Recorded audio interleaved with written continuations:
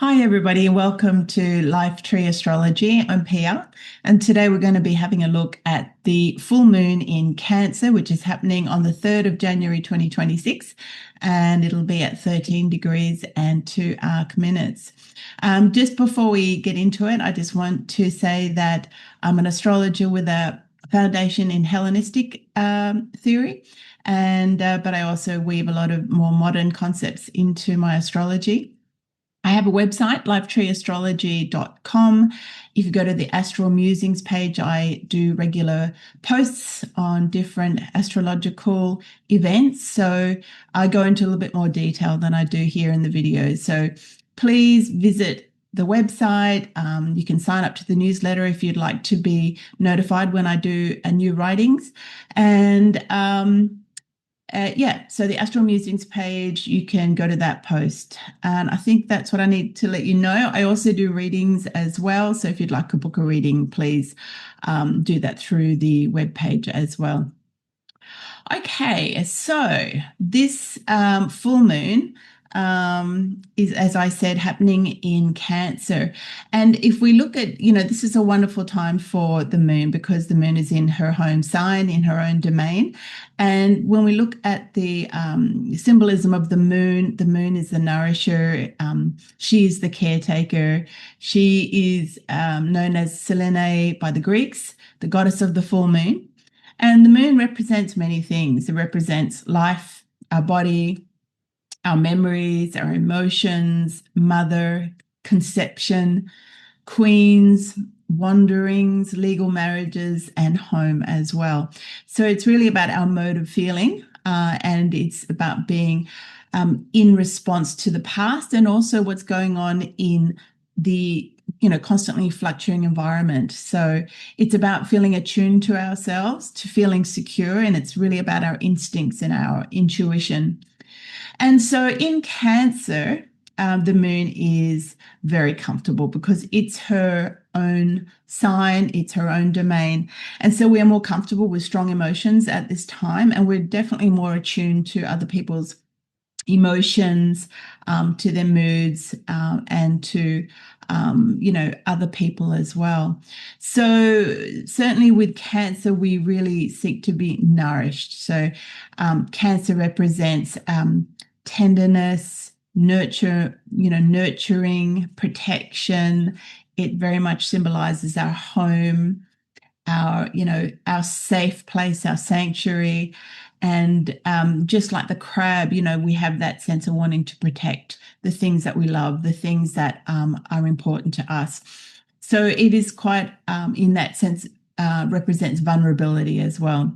And it's very much about community and belonging as well. So when we look at, Cancer, it's a cardinal sign, which means that it has an initiating energy, and it represents the beginning of summer. So that's when the sun's light and its heat is at its peak, and coincides with the summer solstice as well. So it's a feminine sign as well. So it's very receptive. It's very yin, and also it's a water sign. So it's very much about coherence and feeling. Water is obviously very important to life, to growth. So yeah, it represents that sense of cohesion and nourishment and the thing that brings life as well. Okay, so let me just share the chart for this moon so we can have a look at it. Okay. Oh, I was already sharing it. There you go. All right. So let me just make sure I'm sharing it in the right way. I'll just do it side by side here. Okay. So if we look at this full moon, you can see that it's down here, it's in Cancer, and you can see that it's co-present with Jupiter. And this is really auspicious as well because Jupiter is exalted in the sign of Cancer. So it is particularly benefic. So it's bringing blessings, it's bringing good luck, it's bringing opportunity, it's bringing expansion as well, amongst other things. So, it can really help us to understand that true wealth is found in our generosity and our deep-rooted faith in the connections that we have to our family, to our chosen tribe, and to our, sanctuary or home. So Cancer can certainly represent also our connections to our homeland, our ancestral lands as well. Okay, and also just coming back to Jupiter there, Jupiter often brings mentors, allies, and people who are helpful into our lives as well. And, this full moon is also harking back to its beginning. So, if we look at its family of lunations, we go back to the Cancer full moon, new moon, which happened at the end of June in 2025. So look back to the end of June 2025, look back to even the beginning of July, the first couple of weeks. What new beginnings did you lay the foundations for back then, about 6 months ago? Think about where your Cancer house is. So for example, I'm a Leo rising. So for me, the Cancer house is the 12th house. So think back to then what new seeds were laid, because the new moon tends to be about things finishing and new things beginning. And then we have the full moon, which is really about fruition and culmination of those themes. So what seeds did you plant 6 months ago that are now coming to fruition in your Cancer house? The new moon that happened 6 months ago was actually conjunct this exalted Jupiter, and it also had a very nurturing Cancer there as well. So it was a very auspicious new moon as well. So, how has this story now culminated in your Cancer house? Okay. Going into this, so just in terms of this full moon, you're going to be feeling more emotive than usual. You're going to have a real longing for connection, for belonging, for nurturing people, for being nurtured. It can also really sort of heighten emotions as well. You'll feel protective, perhaps, of people.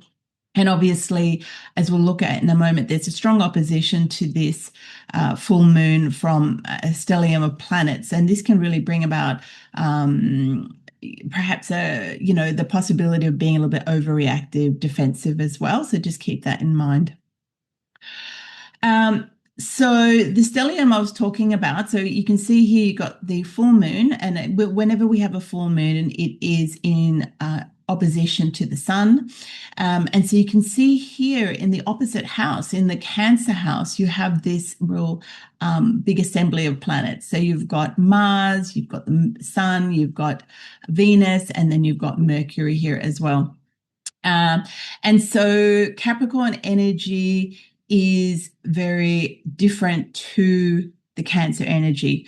Capricorn is a cardinal sign as well, so it has that initiating energy, but it's an earth sign. So while we can say that the Cancer is more concerned with emotions and feelings and intuition, Capricorn is more concerned with material security. So if we think about Cancer concerned with emotional security, we've got Capricorn more focused on material security. And Capricorn, the sign of the goat, is really about building. It's about climbing.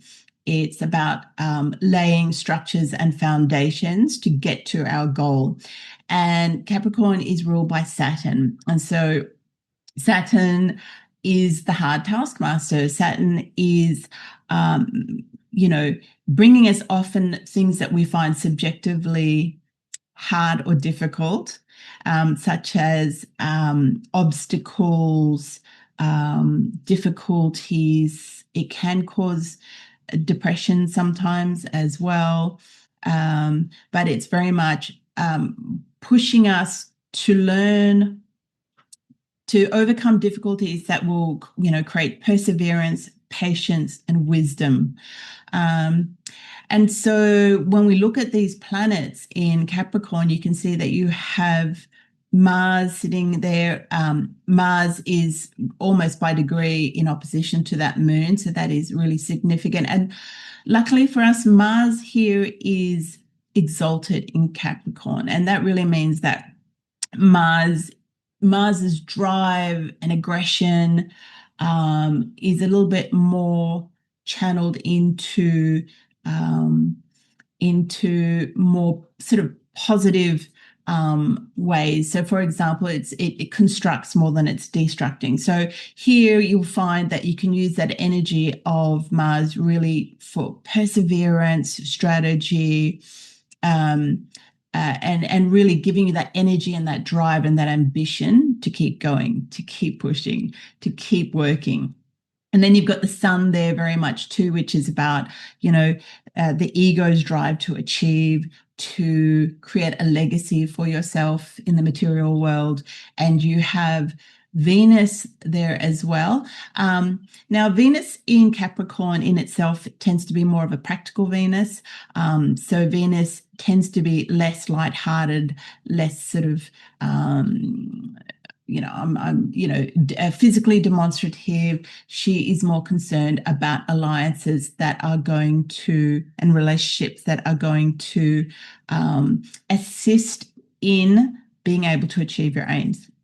And so in that sense, you can see that there's an oppositional energy created here between those two houses because, on the one hand, you've got that full moon making you feel really emotional, making you sentimental, wanting to nurture and just snuggle and hang out, with your family, with your loved ones. And then you've got this oppositional energy, which is very much about, doing things solo, achieving things for yourself. And certainly with Venus there, she's very close to the sun. So within 8 degrees approximately, we say that a planet is combust, meaning that they're weakened by the sun. And so Venus here tends to be, she will be a little bit weakened in her expression as well. So she might not be as physically demonstrative and cuddly wuddly as we would like. You can probably notice that Mars is also very close to the sun, but in general, Mars is exalted. And because Mars is such a hot planet, it doesn't tend to be weakened as much by the heat of the sun. And we've also got Capricorn there. Capricorn. We've got Mercury in there as well. So Mercury in Capricorn, again, is quite authoritative, quite logical, again. And so just be aware that we have this real oppositional energy at this time. And let's see. Sorry, just had to have a little break there. So just be aware that there's this oppositional energy happening at this time. And, depending on which house that these Capricorn and the Cancer axes are falling into, that oppositional energy can be represented within yourself. So, thinking, I kind of need emotional security and belonging and nurturance, but at the same time, I have this drive to, go out there and be more pragmatic, less sentimental. But that also could be some elements that you find, or that energy that you find in somebody else in your life. So it can apply to many different things, and I'll go through that in our horoscope section. I do like to get into, I do want to get into just a little bit more about, where this full moon is falling, because I do like to sort of look into the myth, the themes, the symbolism as well. So if we dive a little deeper into the decan in Cancer that this full moon falls into, we can see that it falls into the second decan. And so obviously, we have the moon, which is ruling the whole zodiac sign of Cancer. But if we look at the second decan, which is the second 10 degrees of Cancer, we'll notice that it is associated, or first of all, it's ruled by Mercury, and it's associated with the Three of Cups in the tarot. And so the Three of Cups in the tarot is very much about things of emotional abundance, communal interaction, celebration, nurtured connection. So in the card, you'll see 3 women kind of dancing, having fun, raising their cups. So it's very much about communal celebration. And then you look at, Mercury's links to this as well. Mercury is intellect. It can be very chatty, socially bubbly, and abundant fun. So Mercury also supporting that energy. What if we go even deeper, though? We have a look at the moon. So especially in Cancer. So the moon is also represented by the Chariot. So the Chariot is the armored vehicle of our soul, of our will, that protects us in our vulnerable core while we are moving through the material world on our path. And in fact, we can see deeper symbolism here, because Cancer is also, by the traditional ancient astrologers, was known as the gate of men.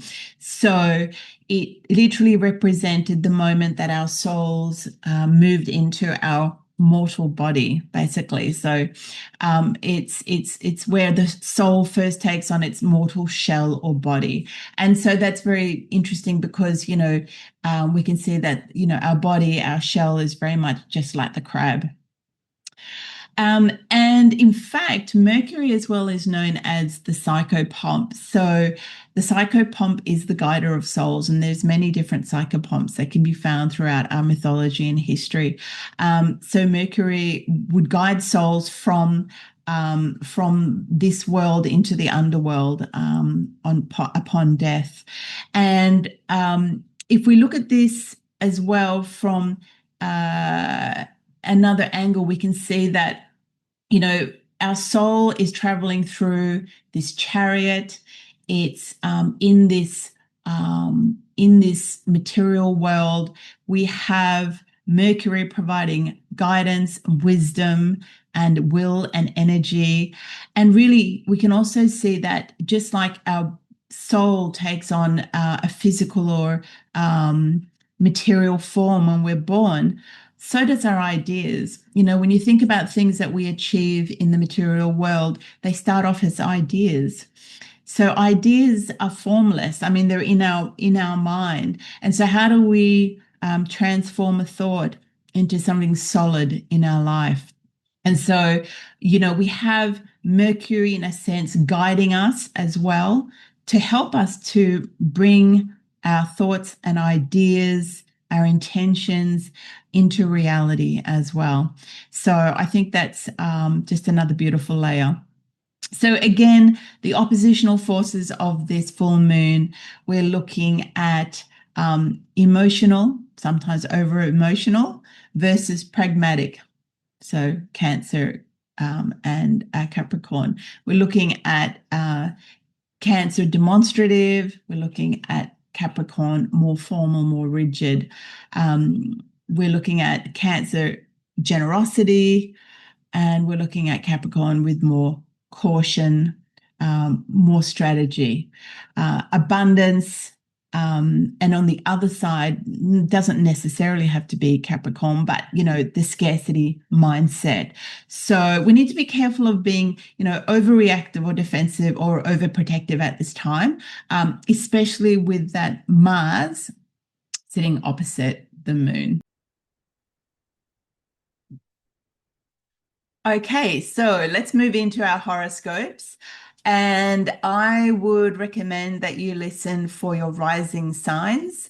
Your rising sign, or sometimes called the ascendant, is the house or the zodiac that was rising on the eastern horizon at the exact time that you were born. And so this makes it your first house.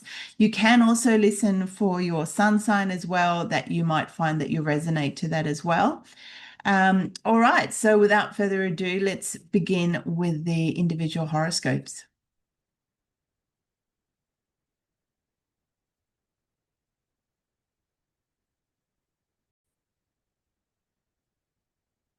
Okay, so Aries, this full moon is happening in your fourth house. So this is your house of home, of sanctuary, of family or living arrangement. It's the most private sphere of your life, and it can also represent your parents as well. And so this full moon is bringing to fruition, to culmination, something, some aspect of this house that was planted back in the new moon in Cancer, end of 2020, end of June 2025, even into the beginning of July as well of 2025. So think back, did you plant some new seeds in terms of your living arrangements back then? And how has this now come to fruition or culmination with this full moon? And both of those moons, the new moon and the full moon in Cancer, were both blessed by a very strong and exalted Jupiter. So, you might have found that a new living arrangement has now developed, or perhaps you've moved house. It could be a new phase or better interactions with your parents, for example. It could be any of those things. So, with this full moon, particularly in Cancer, you're going to find that you have a real heightened sensitivity that really draws you inward, wanting to connect and nurture the people that you share your private life with, especially your home. So you could feel particularly sort of protective and nurturing of them. And with Jupiter here, it's really bringing that blessings and faith as well. So this is a really great time to celebrate and enjoy your personal family time. At the same time, as we mentioned, you have this oppositional energy in the opposite house, and this is the 10th house for you. So the 10th house is our most public house. It represents our public actions, our public reputations, it's our career. And so with Capricorn here, so busy with an exalted Mars, the Sun, you've got Venus in there, you've got Mercury. There's a very strong energy for you at the moment, both within you and your drive. So you're going to feel very energetic, you're going to feel ambitious, and you're going to have a real drive to build something lasting, some sort of goal that you've had. In the 10th house, you are really committed to working towards this at the moment, very strategically, with a lot of persistence and a lot of hard work. So you can immediately see that there is some opposition in this because you have this real concern for material security and achievement happening in your 10th house. And at the same time, you've got this real need for nurturance, protection, belonging in your 4th house. And of course, that protection could be wanting it for yourself and needing it, or wanting to give it to other people as well. So you're going to really need to have to find some sort of give and take between your, deep need for emotional security and belonging and your need for achievement and tangible success. Careful not to over-identify with your public role.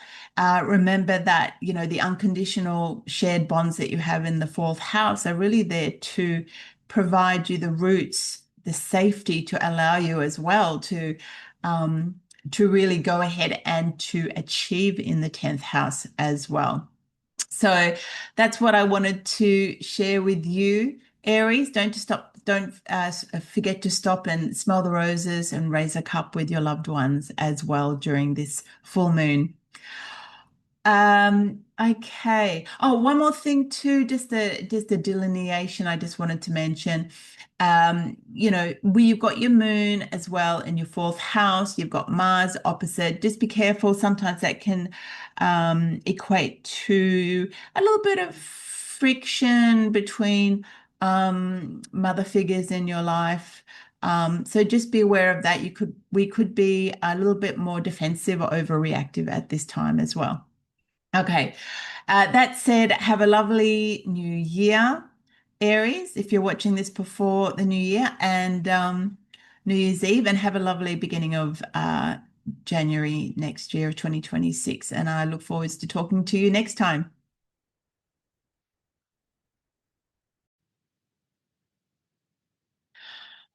Okay, Taurus. So this full moon is happening in your 3rd house. So this is the house where the moon rejoices. She's in her joy there, which is a beautiful thing, very auspicious for you. And it's also co-present Jupiter, and Jupiter here is also exalted. And the full moon represents when things come to fruition or culmination.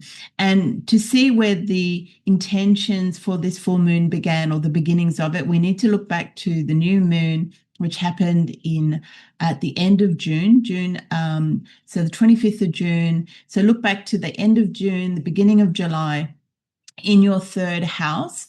What new seeds or intentions did you plant or begin in terms of third house themes? And third house themes is your mind, it's thinking, it's learning, attaining new skills, it's your local connections. So it's your neighbors, it's your community.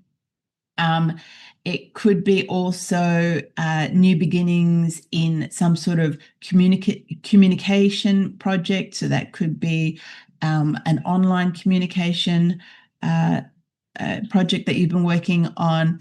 It could be a piece of writing, for example.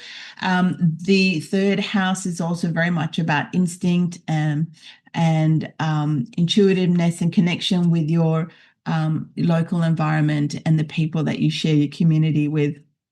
So with the full moon here, it could be really drawing you into deeper emotional rapport, relational bonds with, not just neighbors and community. It also represents sibling or distant, not distant, but your kin as well, but not usually your immediate family.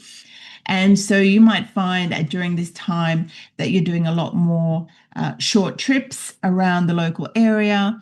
You might be visiting or spending more time with your siblings. And certainly with Jupiter here, it's really bringing expansion and healing to those areas. And you might be learning new skills or some new practical knowledge. And you could, we also say, because we're going to have a look in a moment, there's an opposition from the ninth house, which is very much about religion, philosophy, higher learning. But in the third house, we say that it's more about our intimate day-to-day rituals, and that could be spiritual rituals as well. So this is really about increasing your capacity for communication, and in terms of using some sort of media, perhaps online.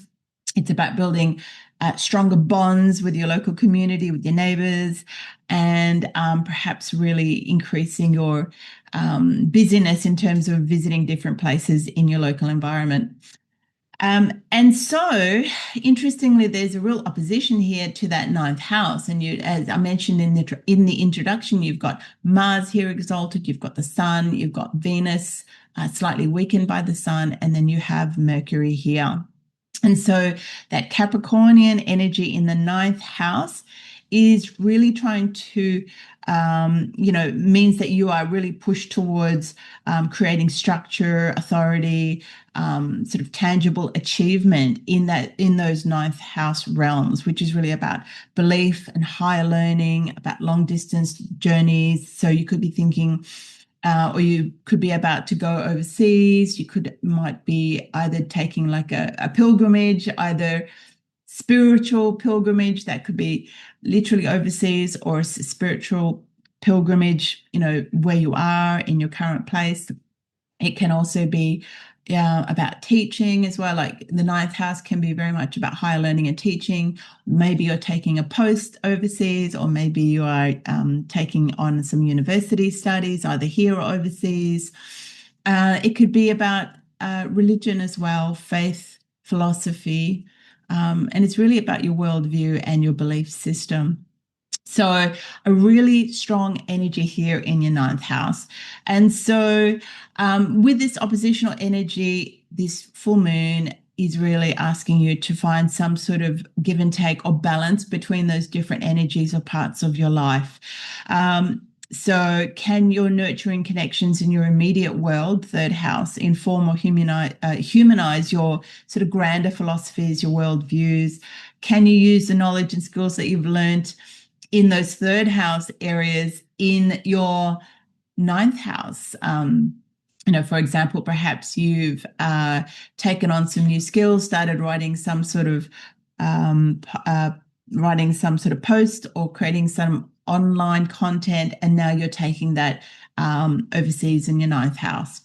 And can the knowledge that you're gathering from afar, or more sort of abstract higher learning, help you to deepen understand what or who you value close to home. So, can the knowledge that you've developed in the ninth house, that wisdom that you develop in the ninth house, help you serve your community as well? So I'm just going to leave you with those thoughts. Taurus, I hope you have a lovely full moon. And if you're watching this before New Year, have a happy New Year and a very good start to January as well. Thank you.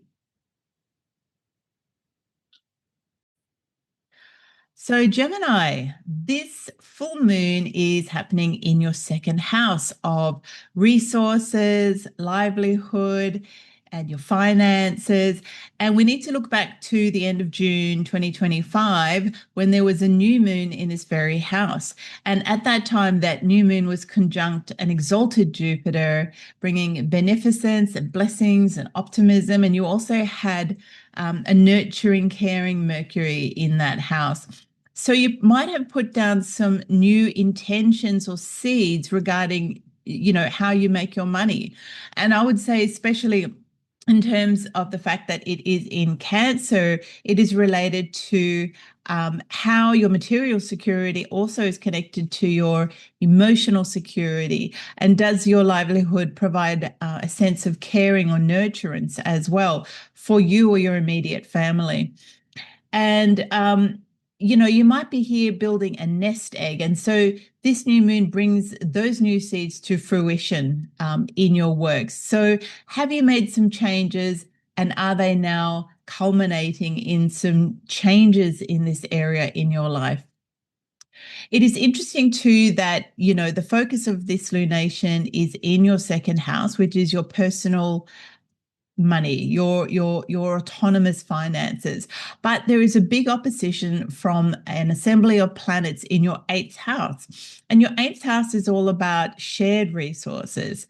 It's about karmic debts or entanglements that we have with other people. That could be your larger family, that could be with a business partner, but it's money that's not solely ours.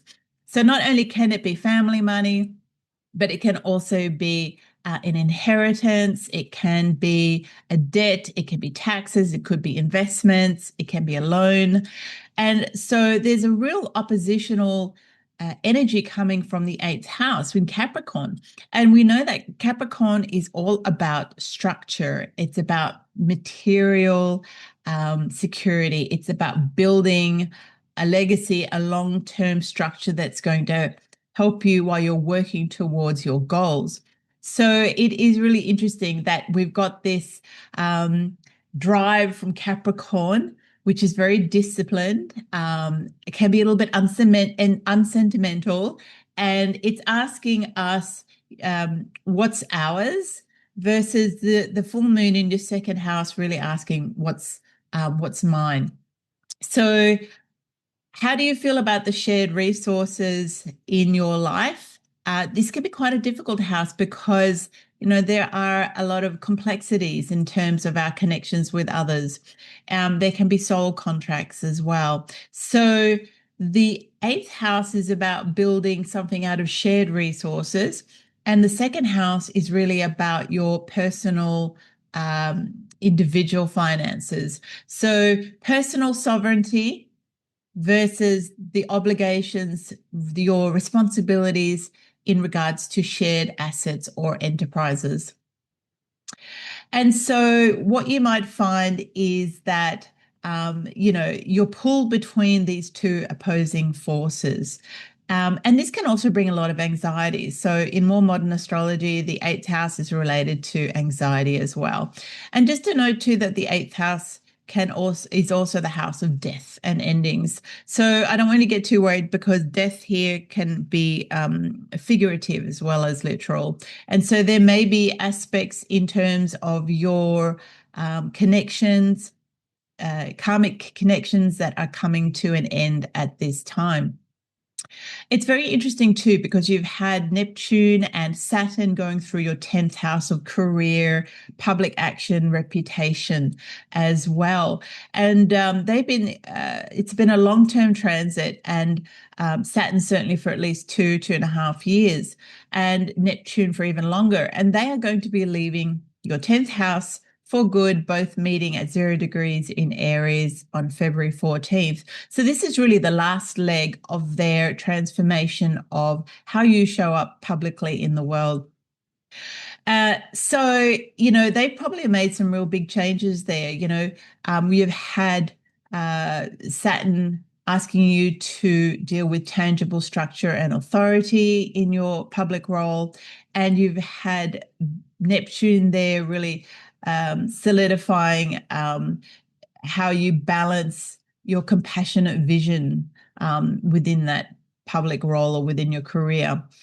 And so the balance that we really require here is one of personal resources versus shared resources, sentimentality, nurturance, belonging required in your second house versus the more dutiful responsibilities and practicality of your eighth house connections.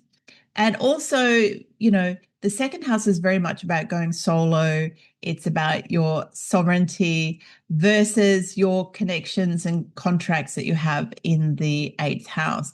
Now, that can be spouse's money, it can be the larger family money, or it could be a business partner as well. So good luck with that, Gemini. I hope you find a good balance between your second house and your eighth house energies at this time. Okay, let's have a look at Cancer. So Cancer, this full moon is in your first house. So it's all about you. The first house is the helm of your ship. So this is a very potent and personal full moon. And you have Jupiter here as well, which really brings expansion and growth to aspects of yourself, your mind, your body, and your soul. And the beginnings of this full moon started at the new moon in Cancer, which happened in the same house at the end of June in 2025. And you planted some seeds back then. You had the new moon there conjunct an exalted Jupiter as well, and you had a very nurturing, intuitive Mercury guiding you. So now there is a fruition. You'll find with the full moon, there's a real heightened longing for belonging and nurturance and emotional security and support. And you're really looking for security, protection, and a real demonstrative affection at this time. So it's a very tender and emotional and sentimental inner state that you'll probably experience. And at the same time, you have this assembly of planets in Capricorn in your opposite seventh house. And so Capricorn is very much has an energy of practicality. So Capricorn is very much about building material security and building a legacy for yourself. So in the seventh house, you might find that that your partner is currently very focused on something, especially you've got this exalted Mars here, you've got the Sun, you've got Venus, which is combust or weakened because of its closeness to the Sun, and you've also got Mercury. So this sort of energy is quite at odds with the Cancerian energy in your first house. So you might find that your partner is very much more concerned with practical things, very ambitious at this time. That commitment is shown through pragmatic and material security. Venus might not be as effusive and sort of demonstrative or lighthearted in terms of the affection that is shown. And you might find that, Mercury ruling one of the many things is communication, making it more, more serious and transactional and measured at this time. So it's just really important to be aware of these opposing energies, and the tension really can come from the fact that you're going to feel particularly have a great sort of emotional need for security. And then your relationship as well might demand more sort of discipline and tangible commitment. So watch out for any sort of emotional compulsions or insecurities arising. Remember that your partner might be in a different space and might be showing their affection in a slightly different way. And so the aim is really to build your inner foundations of emotional security, to make them strong so that you won't be shaken by sort of external circumstances, to really harness your intuition and compassion, and to really welcome your partner's sort of Capricornian structure and pragmatism, not as a threat to your sort of lunar nature, but in creating a stable framework for your relationship. So allow your deepest feelings to become a lasting and strong foundation that can support both of you and also to guide you within this relationship. All right.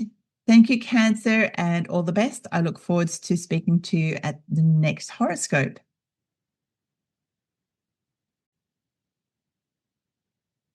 Okay, so Leo, this full moon in Cancer is happening in your 12th house. So think back to the end of June 2025. This is when we had the Cancer new moon. And really, what's coming to fruition now with this full moon had its beginnings back then. So that new moon in June of 2025 was a very optimistic and expansive new moon. The moon was conjunct an exalted Jupiter and also had Mercury co-present. So Mercury at the time was very caring and nurturing. So you probably embarked on some new intentions, some new seeds for exploration and healing in the 12th house back then. So the 12th house is called the house where Saturn rejoices. And the 12th house is the deep unconscious waters of our soul and of our psyche.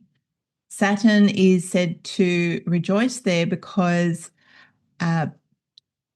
going back until Uranus was discovered, Saturn was the last outer planet that could be seen with the naked eye. And nothing was known of any planets beyond that point. So Saturn was said to be the gatekeeper. It defined the limits of the known world with what lay beyond. It was called the house of bad spirit. It was called the house of self-undoing. And that is because the 12th house is often where we keep aspects of ourselves that operate from the shadows and cause us pain or sorrow or isolation. So now with this new full moon, it brings these new beginnings to fruition. So you've probably been shining a light on the parts of yourself, your soul, your psyche, that you've been mostly unconscious or unaware of. And you've been unearthing and processing these difficult aspects of yourself.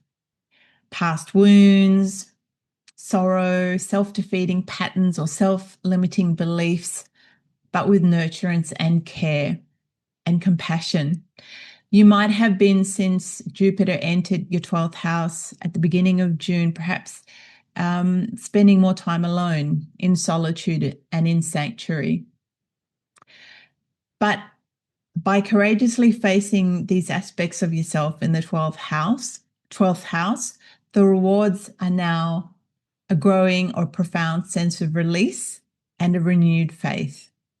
So by processing and letting go of these aspects of yourself, it brings a lightness, a feeling of being unburdened.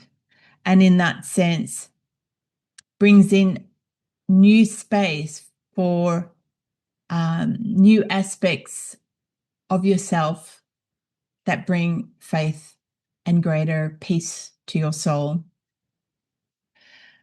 However, On the opposing side, on the sixth house, we have this Capricorn stellium.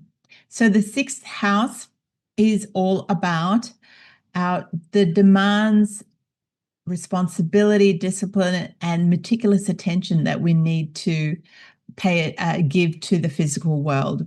So it's our daily routines, our work, our health, just the sheer logistics of keeping our lives running.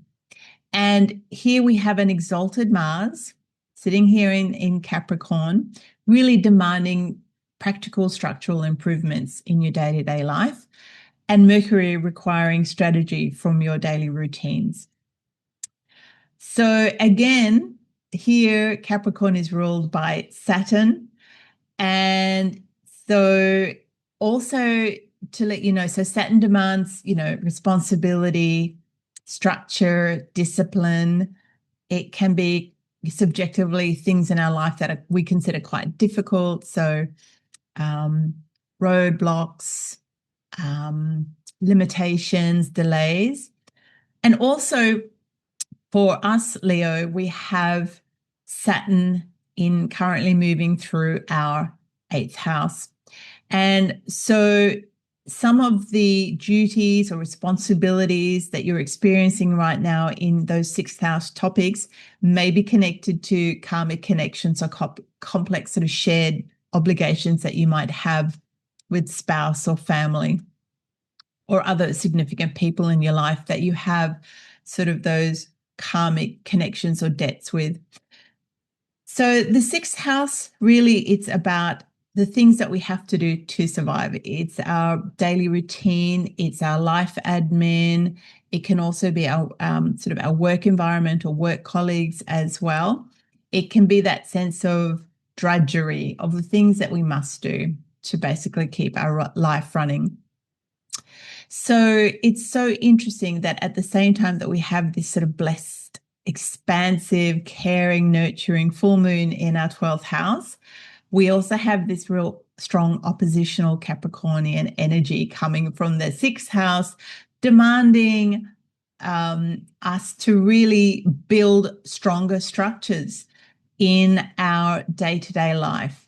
So really, I think the balance between these two houses is that any spiritual liberation that we are enjoying right now in our 12th house has to really be integrated into the architecture of our everyday life.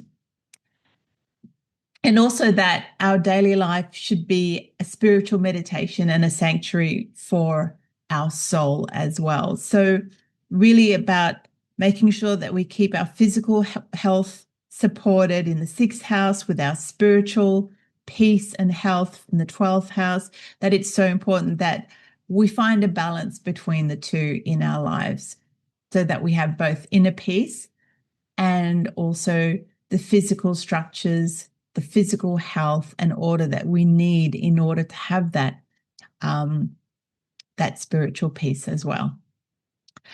Okay, Leo. Well, thank you. I look forward to talking to you next time. Okay, Virgo. So Virgo, this full moon is happening in your 5th house. Sorry, in your, no, God damn it. You planted some seeds in this part of your life. So you had a new moon back in June, at the end of June, in your 10th house in Cancer. And that new moon was conjunct an exalted Jupiter, and it had a very sort of nurturing, intuitive Mercury in there as well. And so whatever you started back then is now coming to fruition with this full moon here in your 10th house once more. So the focus is once again on your professional world. And you'll find that you have heightened emotions and a desire for really connecting, connection, nurturing, belonging, and really greater emotional support and communion with your colleagues. So this is a time to bring a lot of heart into your public role. And you're probably feeling, you might feel a little bit vulnerable because you'll find that your emotions, your sentiments, your feelings will be close to the surface at this time, which is a beautiful, wonderful thing for that nurturance and that warmth. Just on the flip side, sometimes, especially since it is such a public house, you might feel a little bit more transparent with your heart on the sleeve, on your sleeve. So, and this could mean that you're also open to a little bit more scrutiny. So just be careful of being triggered in terms of your instinct to protect or defend yourself, your emotions, that can be triggered by other people as well. So just, have a wonderful time with this Libra, but also, just be aware that your professional image is tied to your heart during this full moon. And then, and on the other end here of this axis, so you've got the full moon here in Cancer, but right on the other side of this axis is Capricorn. And we have this stellium of planets in Capricorn really representing a real oppositional energy at the time of this full moon. So Capricorn, with Capricorn and an exalted Mars, the Sun, a weakened Venus here combusts the Sun, and you've got Mercury here as well, that you will feel a very strong push for security and control within your personal domain. So that is your most private areas, your sanctuary, your home, your living environment. So you could really be seeking to solidify your authority or to create order in matters related to property, foundation, and private affairs. So your actions at this time are really strategic and calculated, and you might be thinking really pragmatically and long-term about your material security. So you can see the tension here. You've got the full moon in your very public house, asking for connection, belonging, acceptance, nurturance. And then here in your fourth house, you have this real drive for control, for building, for order, for authority.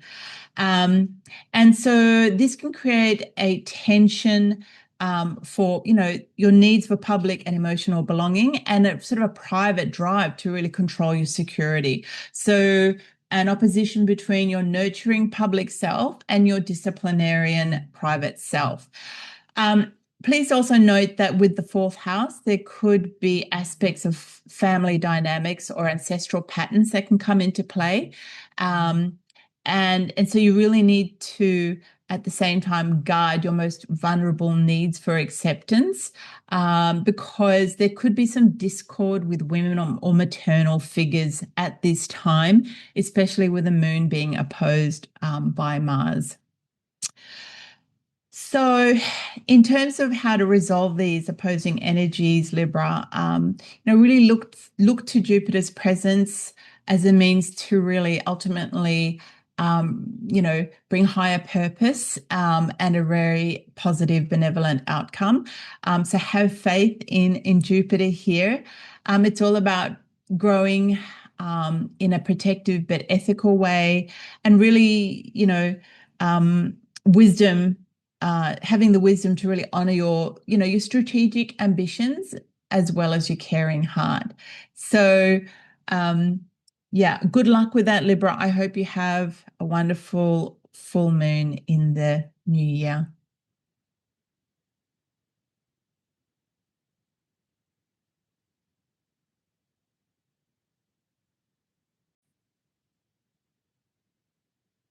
Okay, Scorpio. So, Scorpio, this full moon in Cancer is happening in your ninth house. This is the house of God, of Theos. It's the realm of the divine and the philosophical, the quest. This is the area in which we really quest or seek for ultimate meaning. So this full moon has its beginnings from the new moon, which was here back in the end of June 2025. So back then you really planted the seeds for a new belief system, a new spiritual pilgrimage, or a journey into higher learning and wisdom, or perhaps an overseas trip. So now think of this full moon as fruition of those things, intentions set back in June. So this full moon really beckons you to expand your mind through philosophy, religion, higher learning. That could be going back to university, or really engaging or in a communion with foreign cultures or foreign travel. So, this could have really, you see, a new belief system or new worldview or new spiritual sphere opening up to you at this time. So, at the same time, though, we have this opposition of planets from your third house. So, your third house in Capricorn is ruled by Saturn. Saturn's all about structure, about limits, about patience, about growth through hardship and perseverance.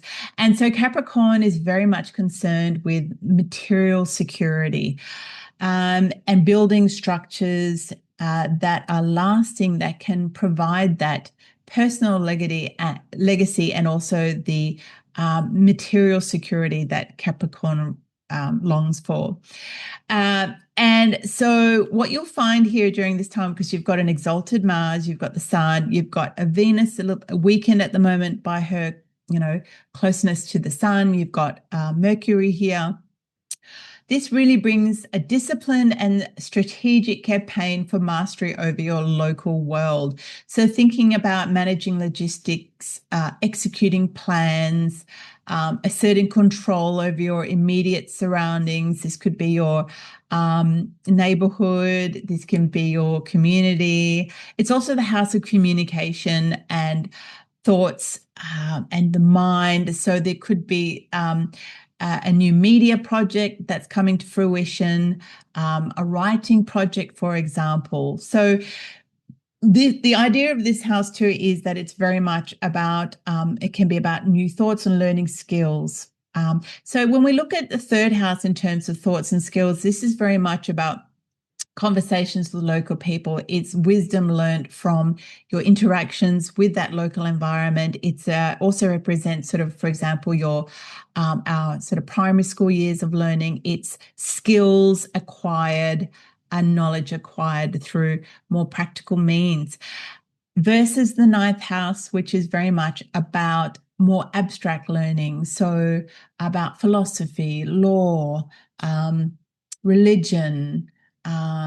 It's both of the houses, interestingly, are very much connected to teaching as well, especially in the ninth house where you've got Jupiter, which is often a symbol of the teacher as well. So this opposition brings a very interesting kind of tension. So, this could be you're focusing on sort of belonging, nurturance, communion with these more abstract areas of the ninth house. So this could be wanting to return to university, or perhaps you're already at university. It could be about wanting to, catch up with friends in foreign places. It could be taking up a teaching post in a foreign place. It's very much about those sort of broader philosophies and worldviews and self and belief systems, versus the sort of real practical demand for structure and achievement in your local world. So this could also be, by the way, third house can very much represent siblings or sort of extended family, neighbors. Just watch at the moment too, for you got Mars here who's really fiery, just for, watch for sort of any arguments or tension with neighbors as well. So think about, can the things that you learn in your ninth house supplement your local environment, commitment to your local community, friends and neighbors? Or can the things that you are learning in the third house or that you are launching in terms of communication, media, or new skills?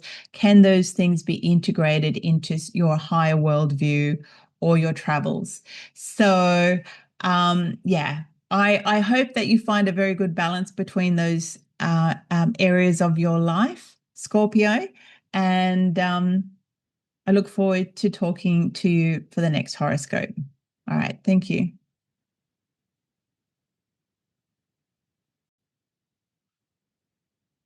Hello, Sagittarius. So Sagittarius, this full moon is happening in your eighth house. So the eighth house is the house of intimacy, shared resources. Um, it can be soul contracts and karma. And so you planted these seeds here when there was the Cancer new moon, and that happened at the end of June 2025. So think back to then. The new moon was conjunct an exalted Jupiter, and it also had Mercury in that house at that time, really sort of helping you to create a new beginning in this house of shared resources and karma. So now at this full moon, you're seeing a sort of fruition at some of those beginnings from June of 2025. And so when we're thinking about the moon, especially in Cancer, it's really about seeking security, safety, and belonging. This could really be about, issues related to family in particular. I'm thinking because it's in Cancer.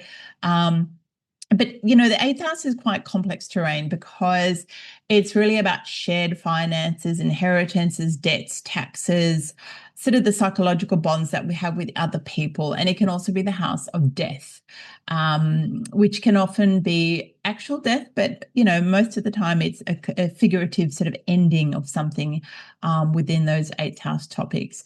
So at this time, you're going to feel very emotional, and very protective of family and loved ones. There could be a real need for nurturance. And so there could also be a sort of a fierce urge to shield your own vulnerability as well, or that of your inner circle, people close to you. Please note too that, with the moon here in the eighth, it can very much be about a mother's legacy, especially financial legacy. It could be an emotional legacy as well, but financial, or perhaps financial crises or difficulties or problems that your mum might have as well. So that's just one possibility. But really, I think here with Jupiter bringing blessings and opportunity, this is really about receiving support from resources of other people. So this can be an inheritance, a loan, sort of a profit or business partnership, or it could just be that your family is helping you financially as well. So there could be unexpected, especially here with Jupiter here, there could be some unexpected financial resolutions, which can be kind of easing any sort of long-standing burdens that you've had, financial burdens. This could be a time that favors pooling resources with people here. And really, it could be a time about overcoming any fears that you have about material survival. At the same time, Sagittarius, you have this full moon, you have this stellium of planets in the opposite sign of Capricorn. So this is really interesting because Capricorn has a very different energy. Capricorn is ruled by Saturn. It's sitting in your second house of your livelihood, your material resources, it's your finances. And so there is a real strong emphasis here, especially because you've got an exalted Mars, you've got the sun here. There is a real strong drive to build structure, long-term structure to achieve long-term goals in terms of your livelihood and material security. And so Capricorn is, very often a much more reserved sign. It is more pragmatic, and Capricorn can often be a little bit less sentimental or demonstrative in terms of their affection. So you're going to have this really strong drive to push for your own financial autonomy. Meanwhile, you have this beautiful full moon with Jupiter in your eighth house of shared resources and karmic connections. So when we are looking at the tension here, or the push and pull, it is really, this full moon is saying, there's a culmination in the realm of your shared and interdependent resources. And at the same time, you have this sort of fierce-driven, fierce drive towards personal financial security. Just be careful. As I mentioned, Mars is exalted, so there could be, and with the moon there could, with the sun there could be like an inflation of the ego. So be careful of not fighting over possession of resources.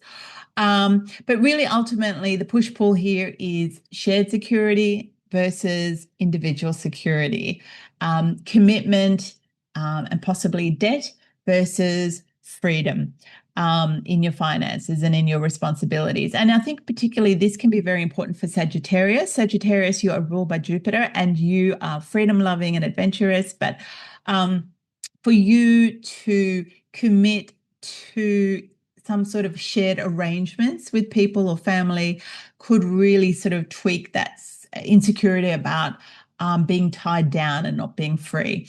So I think the goal here is to really build a personal financial foundation, second house, that's really strong enough to allow you to engage in some transformative partnerships without fear or reservation.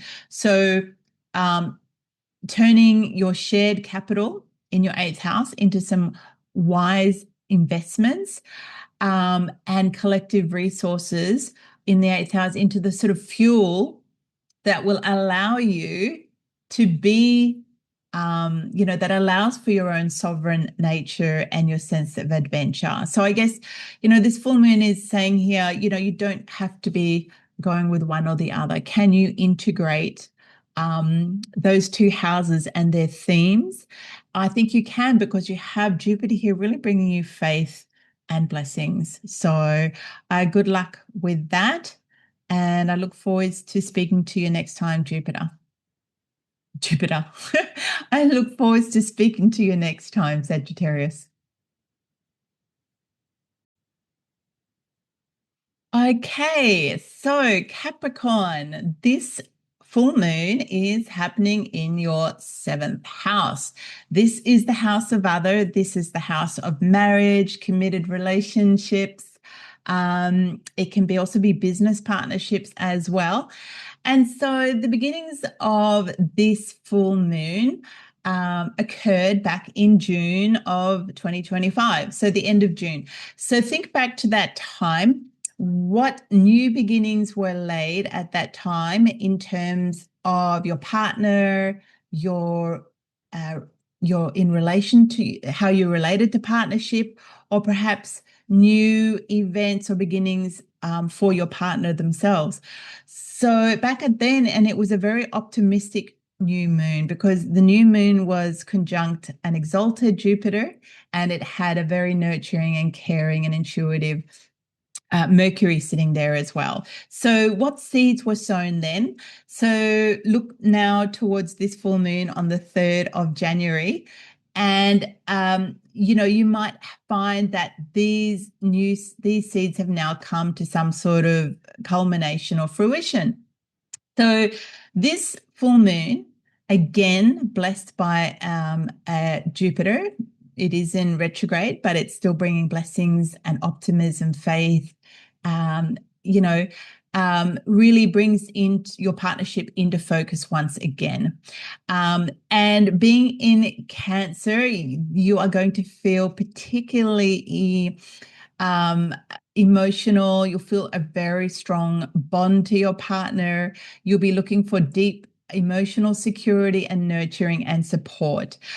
You might feel more protective and emotionally invested than usual in your partner. And so, being a Capricorn, your usual sort of Capricornian reserve could be softened a little bit by this beautiful full moon and a sort of profound need for soul level connection and belonging with your partner. This full moon can also signify formalization of bonds. So it could be that you're finally deciding to take your vows with your partner. You could be making a big step like moving in together, or if it's a business partnership, you could be really taking that next step to solidify or formalize that business alliance. And really, when you look back on Jupiter has been in the 7th house since the beginning of June 2025 and has really brought expansions and blessings to this house of partnership. So it could really have expanded your understanding of unions. Being Jupiter, you could have you could be with a partner or really formalized a relationship with somebody from another culture, somebody who's really broadened your worldview as well, and perhaps even your belief system. But looking to your first house, Capricorn, you have a stellium of planets sitting in your first house of self. So the first house is yourself, your body, your mind, your disposition, your character. It's what you show to the world as well.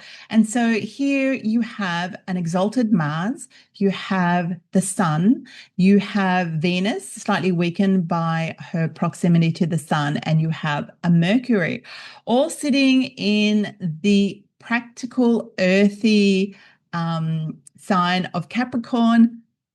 And really, this is bringing the Capricornian urge for structure and drive and ambition to you, basically, to yourself. So there's a very strong focus on you.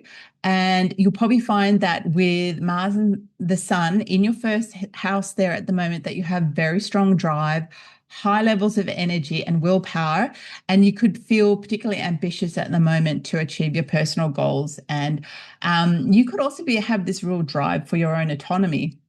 So you could be very determined. There could be a real pioneering energy as well, to really carve out your own path.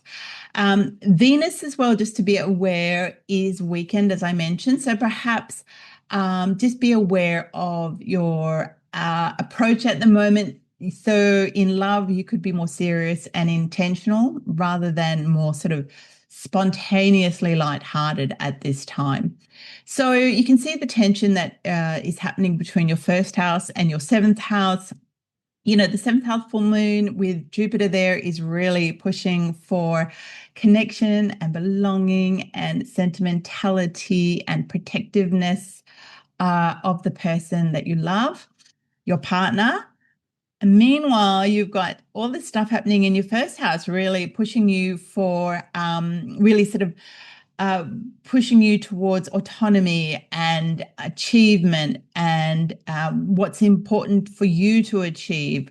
And then with that weakened Venus, you might not be as demonstrative or spontaneous or physically affectionate, perhaps, So the tension really here is 7th house, deep emotional need for security, emotional security. You've got, you're in your first house, this drive for autonomous achievement. You have your significant other and your concerns and wanting to connect with them and protect them and nurture them versus your own personal ambition in the first. You've got the possibility of real nurturing care in the 7th house with your partner being, or the nurturing sort of care of your partner perhaps being interpreted as smothering your independence. Or you could perhaps that sort of need to protect your loved one could come across as slightly controlling. So just some things to be aware of. A little bit of wisdom here. Just remember, commitment does not mean control or captivity. Independence does not mean isolation. Can your ambition and your ambitions in the first house really serve both you as well as your partner? Can you accept nurturing without feeling that your autonomy is being stifled or threatened?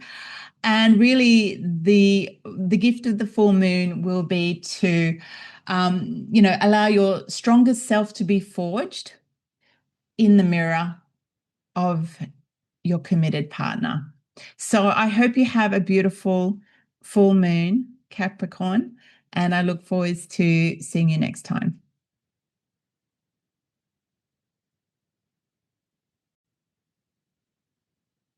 Okay, hello, Aquarius. So, Aquarius, this full moon is happening in your sixth house. I can't talk anymore. I'm getting a lisp. Your sixth house of this is your day-to-day grind. This is your life admin. This is the house of responsibilities and duty, the things that we all have to do to keep our life running. Traditionally, it's also the house of illness and accidents and poor physical health. But when we look at that through a more modern lens, and yes, they can all be aspects of anybody's life, this is really the house about making sure that your daily routines really support your physical health. So, this is a beautiful full moon with its beginnings going back to June of 2025, so the end of June. Back then, you had a new moon here in your Cancer sixth house. It was conjunct a beautifully exalted and optimistic and faithful Jupiter, and it also was co-present with an intuitive and caring Mercury. And you planted the seeds back then for some changes in this area of your life, Aquarius. So this full moon now brings those seeds to full bloom or fruition. So think about, what changes are taking place, positive changes are now taking place in your sixth house. So you might have found that you are now reaping the emotional and practical benefits of a greater care that you've been giving to yourself. You might have been creating a daily life that feels more emotionally secure and sustainably nourishing, both of your mind, but also especially of your body. You may be reorganizing your routines and improving your physical health, or finding improvement as well in your work environment. So work and colleagues and work environment is also connected here. It can be conflict with workers or colleagues as well. And so with both the new moon and the full moon in this very beautiful, caring Cancer house, I would think that you might have found that any difficult relationships at work will have improved in terms of greater harmony or greater understanding. So, and the sixth house is all about service. So the Jupiter here is bringing blessings to expand your capacity for service, for responsibility.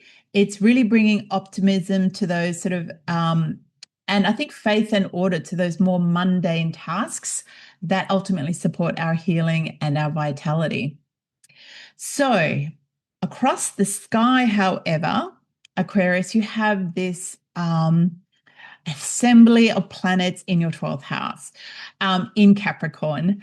So this is the house of bad spirit, the house of self-undoing. It is the joy of Saturn. And Saturn here requires structure, responsibility, patience, perseverance. And so really those Capricornian need for material structure is a little bit at odds in this 12th house. You'll see that you have an exalted Mars here next to the sun. You've got a weakened Venus because of she's combust the sun because of her closeness to the sun. And we've also got Mercury here. So there's a real strong Capricornian energy here. So this is really driving forces of your ambition, your identity, your values, and your intellect. And these are all pushing them into the realm of the unconscious, the hidden and the karmic.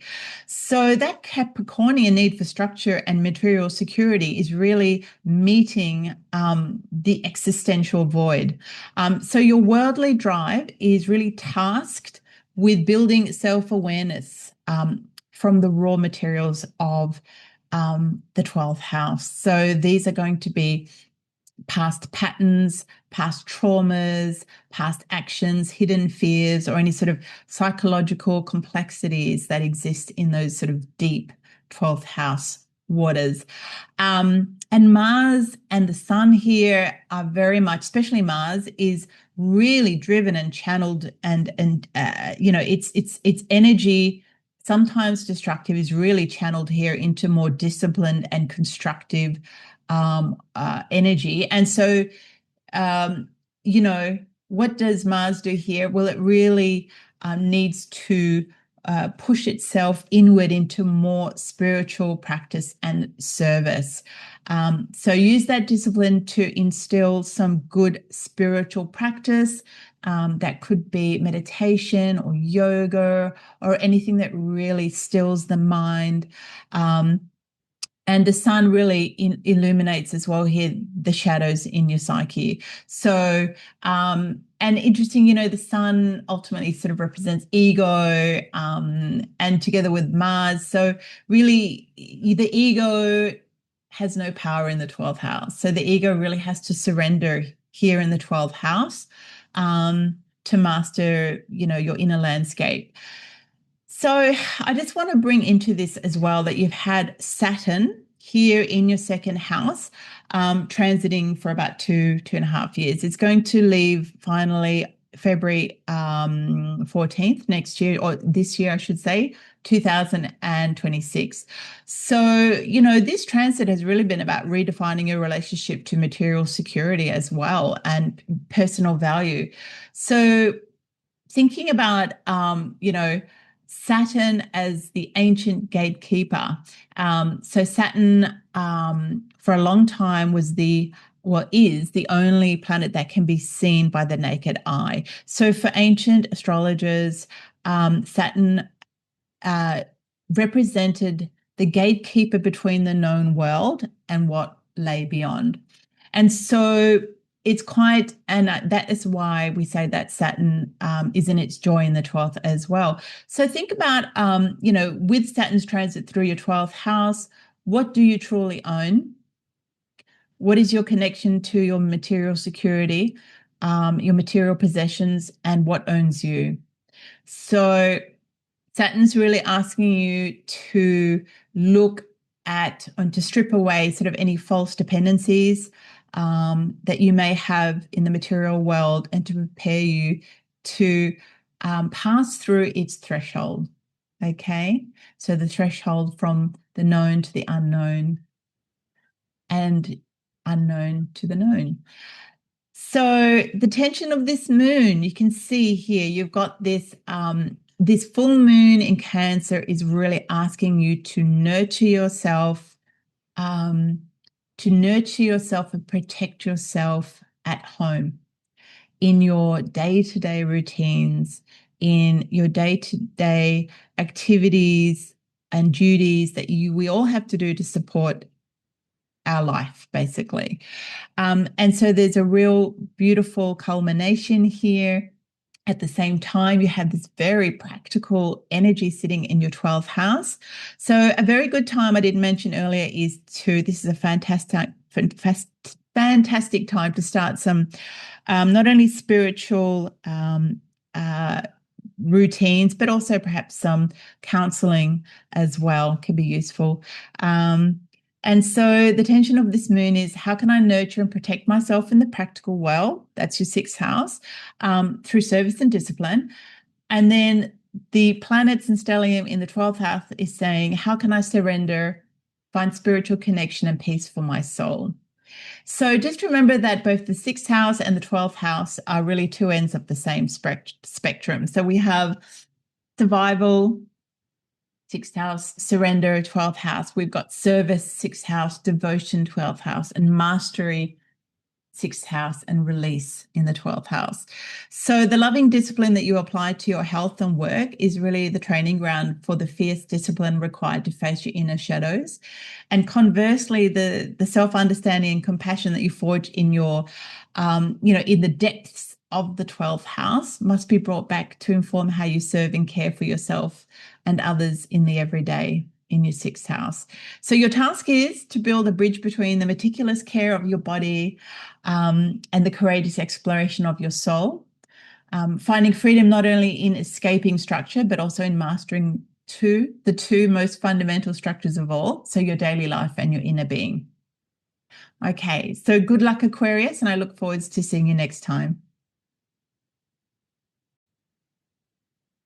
Okay, Pisces. So this new moon, full moon is happening in your fifth house. And the fifth house is your house of your authentic self-expression and what gives you joy. This house is called the joy of Venus through beauty, creativity, and harmony. And really the beginnings of this full moon began at the end of June in 2025. So look back to that time.